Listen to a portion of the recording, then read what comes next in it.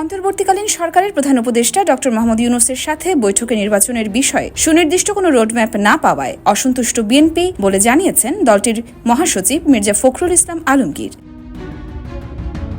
তিনি জানিয়েছেন, প্রধান উপদেষ্টা কোনো সুনির্দিষ্ট ডেডলাইন তাদের দেননি, ডিসেম্বর থেকে জুনের মাঝে নির্বাচনের কথা বলেছেন। তবে বিএনপি বলেছে ডিসেম্বর নির্বাচনের কাট অফ সময়। বুধবার রাষ্ট্রীয় অতিথি ভবন যমুনায় প্রায় 2 ঘন্টার বৈঠক শেষে বের হয়ে মির্জা ফখরুল সাংবাদিকদের এ তথ্য জানিয়েছেন। তিনি বলেছেন, বিএনপি একেবারেই সন্তুষ্ট নন। তারা পরিষ্কার করে বলেছেন, ডিসেম্বরের মাঝে যদি নির্বাচন না হয় তাহলে দেশের রাজনৈতিক, অর্থনৈতিক ও সামাজিক পরিস্থিতি আরও খারাপের দিকে যাবে।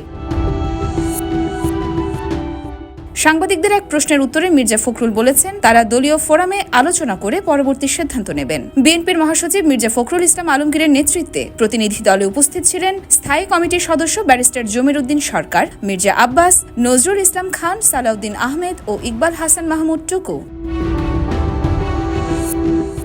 ইয়োরমা শায়ের জাহান, দেশকাল নিউজ।